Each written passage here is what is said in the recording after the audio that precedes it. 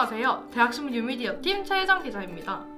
이번 주 뉴미디어팀에서는 총학생회, 단과대학, 그리고 과 반 학생회의 선거와 관련된 내용을 문답 편태로 준비했습니다. 총학생회 선거가 무산됐습니다. 앞으로는 어떻게 운영되나요? 총학생회 선거가 무산되면 단과대 학생회장들로 연석회의가 구성됩니다. 서울대학교 총학생 회칙에 따르면 단과대 학생회장 연석회의의 정식 명칭은 서울대학교 총학생회 직무대행 2019년 단과대 학생회장 연석회의 또는 2019년 서울대학교 단과대 학생회장 연석회의인데요. 12월 1일이 지날 경우 다음 해의 연도를 이름 앞에 붙입니다. 단과대 학생회장 연석회의는 상설직으로 의장을 뽑고 필요한 경우 부의장을 뽑습니다. 또한 연석회의는 총운영위원회에 준하는 책임과 권한을 가지며 의장과 부의장도 총학생회장과 부총학생회장에 준하는 책임과 권한을 가지게 됩니다. 즉, 총학생회 대신 단과대 학생회장들이 서울대학교 학생들을 대표하게 되는 것입니다. 단과대의 경우도 마찬가지로 선거가 무산될 경우 과 혹은 반 단위의 학생회장들로 구성된 연석회의가 꾸려지게 됩니다. 저희 과 학생회가 무산되었어요. 과나 반 학생회가 없어져도 연석회의 체제인가요? 학생회장 후보로 아무도 나오지 않거나 학생회장의 탄핵, 사퇴 등의 이유로 학생회장 자리가 공석인 과 또는 반들이 있습니다. 해당 과 반의 회칙에 따라 차이가 있지만 일반적으로 연석회의 체제가 아닌 비상대책위원회 비대위가 학생회의 역할을 대신하게 됩니다. 비대위에 대한 회칙은 과 반마다 다르기 때문에 2019년 현재 학생회장이 없는 비대위 체제의 인문대, 미학, 모반 회칙을 통해 비대위의 성격을 잠깐 살펴볼까요? 미학, 모반 학생회칙 제69조에 따르면 비상대책위원회는 학생회 선거가 무산되거나 학생회장의 유고로 걸비가 생긴 경우를 비상상황으로 규정하고 본회의 기본적인 업무를 수행하기 위해 설치하는 기구입니다. 차기 학생회 선거 이전까지 비대위는 학생회가 없는 기간 동안 해당 학생회의 최고 운영기구이자 최고 집행기구로 활동합니다. 비대위 의장은 해당 과반 학생회원 중 자원자를 우선하여 결정합니다. 비대위 의장은 집행부를 설치할 수 있고 학생사회에서 학생회장의 권한을 대행합니다. 여기까지는 비대위 의장과 학생회장의 역할이 비슷하죠. 그러나 제71조 비상대책위원회 의장의 지위에서는 비상대책위원회 의장은 본회 밖에서는 본회를 대표하지만 단체의 성격에 따라 선출직이 아니란 이유로 대표성이 제한될 수 있다고 밝히고 있습니다. 비대위 체제 외에도 각 과반 회칙에는 차이가 있어 각자의 방식대로 학생회를 운영하고 있습니다.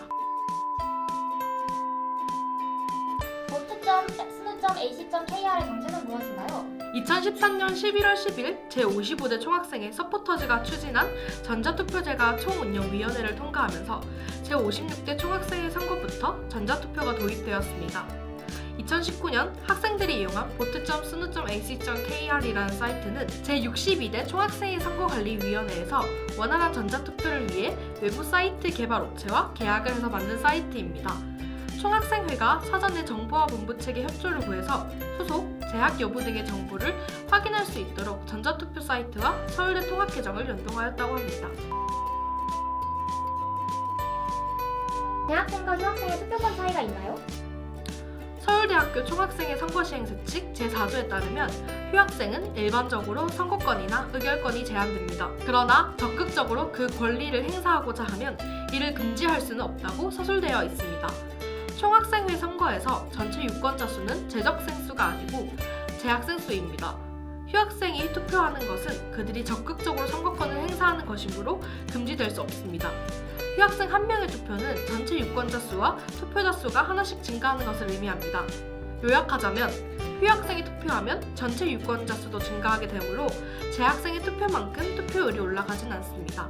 단과대학 학생회 선거의 경우 해당 단과대학의 학생회칙에 따라 휴학 중인 학생회원의 권리가 조금씩 차이가 나지만 2019년 실시된 단과대 학생회 선거의 경우 모두 이와 같은 방식으로 투표율을 계산하는 것으로 확인되었습니다.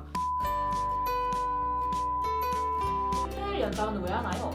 단과대마다 회칙이 다른가요? 최종 가투표율이 50%가 되지 않아 선거 무산 가능성이 생기자 몇 단과대들은 해당 단과대의 선거 시행 회칙에 따라 투표 기간을 연장했습니다. 그렇다면 투표 기간은 어떻게 연장되는 것일까요? 이전에는 결선 투표라는 제도만 존재했는데요. 지속적으로 단일 선본이 나오고 1997년에 투표 거부 운동이 일어나는 등 학생들의 선거의식이 부족하다고 생각한 제42대 총학생회가 1998년 선거 세칙에 연장투표 제도를 신설했습니다. 연장투표란 투표 마감일에 선거율이 50%가 되지 않아 선거가 무산될 경우 선거일을 연장할 수 있는 제도입니다. 선거 세칙에는 본 투표 기간보다 길게 정할 수 없으며 2회 이상 실시할 수 없다만 언급되어 있기 때문에 연장 투표를 시행하는 최종 투표율이나 연장 일수는 해당 선관위 회의를 통해 결정됩니다. 일반적으로 최종 투표율이 40%에서 50%일 때 투표를 연장하지만 2012년의 경우 선관위에서 최종 투표율이 35%가 넘으면 연장하겠다고 언급한 적도 있어 명확한 기준은 없는 상태입니다. 단가대도 마찬가지로 회칙 또는 세칙에 연장 가능 일수와 횟수의 최대값만 표기되어 있기 때문에 각 단가대 선관위의 결정에 따라 연장 투표율을 결정하는 기준이나 연장하는 투표율이 달라집니다. 선거관리위원회나 선거관들의 투표 동료 카톡이 선거법에 걸리지는 않나요? 2019년 단가대 학생회 선거를 하는 과정에서 사회대, 공대 등 일부 단가대 선관위에서는 저조한 투표율로 인해 투표 기간에 투표 참여를 독려하는 메시지를 보내거나 이를 카톡 공지방, 페이스북 등에 올렸습니다. 그러나 선거운동 기간이 아닌 시점에 선거 참여를 독려하는 것이 사실상 선거운동의 일부로 볼 수 있지 않냐는 의문의 목소리도 나오고 있습니다. 특히 모든 선본에 반대해서 선거 무산을 노리며 일부러 투표하지 않는 사람들이 있다는 점을 생각하면 투표 독려가 선관위의 과도한 개입으로 보는 시선도 있습니다. 민주적인 절차에 따라 투표하는 것이 당연하고 선거 무산을 바라며 투표하지 않는 것보다는 반대표를 던짐으로써 의사를 표현해야 한다는 의견도 있습니다. 이에 대해 인문대 선거관리위원회에서는 다음과 같은 입장을 밝혔는데요. 선관위의 임무는 선거 전반에 걸쳐 있으며 그것은 개표도 포함하는데 투표 참여 독려는 그 일환이다. 또한 단선이라고 편의를 봐주면 안 되듯이 경선이었으면 문제없이 했을 선거 독려를 막아서는 안 된다 라고 이야기했습니다. 학생의 선거 세칙과 구별되긴 하지만 기본 토대가 비슷한 대한민국 공직선거법을 참고하면 해당 법에서는 제58조의 2 투표 참여 권유 활동 누구든지 투표 참여를 권유하는 행위를 할 수 있다고 명시되어 있습니다. 이 점을 참고할 때 투표를 독려하는 문자를 보내는 것이 위법 행위는 아니라고 볼 수도 있습니다. 여러분, 선거에 대한 궁금증은 다 해결되셨나요? 더 궁금한 점이 있으면 대학신문 기사를 통해 확인하실 수 있습니다. 이상 잠들지 않는 시대 정신 대학신문 최혜정 기자였습니다.